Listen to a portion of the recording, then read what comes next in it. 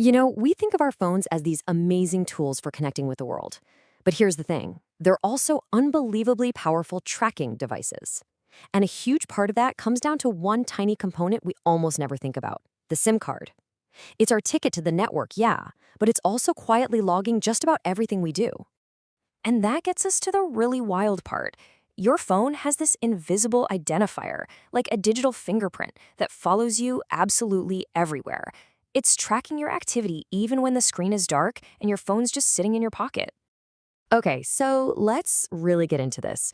We're going to start by pulling back the curtain on the key to this whole hidden tracking system, your phone's secret identity.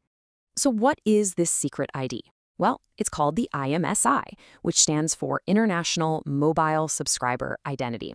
The easiest way to think about it is as a unique digital fingerprint for your cell phone plan.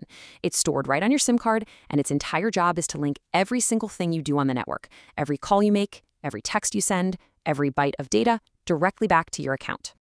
So how does this IMSI actually work out in the real world? I mean, it doesn't just sit on your SIM card, right? Nope, it leaves a trail, a digital breadcrumb of everywhere you go. As you're just going about your day, your phone is constantly pinging nearby cell towers just to stay connected.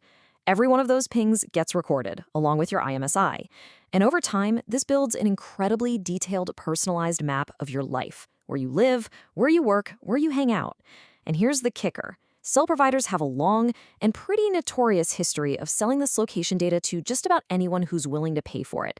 Okay, so right about now, you're probably thinking, fine, I'll just switch to Wi-Fi whenever I can. That's got to be more private, right? And that's a great question. The answer is kind of. So here is the deal. When you connect to Wi-Fi, your phone uses a different identifier, a MAC address. And the good news is, most modern phones now randomize this address, which makes it way harder for you to be tracked across different Wi-Fi networks. It definitely adds a solid layer of privacy. Cellular tracking, though, is tied directly to your IMSI, to your account. It's persistent, it's super detailed, and it's really, really hard to make anonymous. So yeah, Wi-Fi is an improvement, but it's not some perfect privacy shield. All right, what about the ultimate off switch then? Can't you just flick on airplane mode and go completely dark?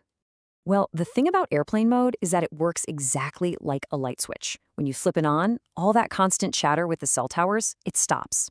Dead. You're invisible. But the second you need to make a call or send a text or check anything online, you got to flip that switch back off. And guess what? The tracking instantly starts right back up. It's an all or nothing deal. So how is all this happening without you even seeing it? To get that, we need to look inside the black box. Because here's something you might not know. Your smartphone isn't just one computer.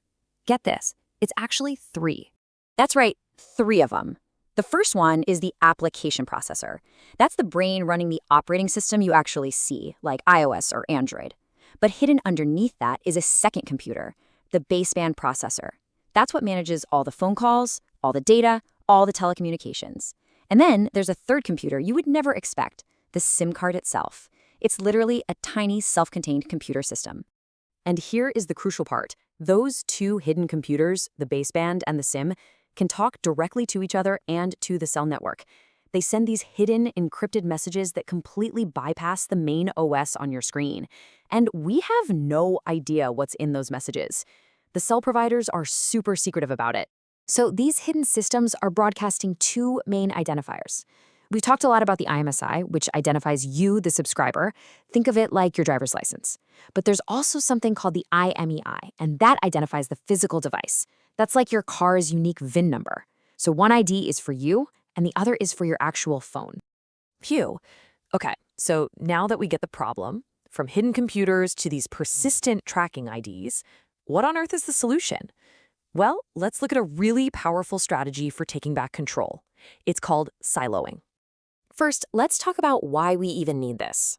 A lot of us use a VPN for privacy, and we think it's this magic shield that encrypts all our traffic.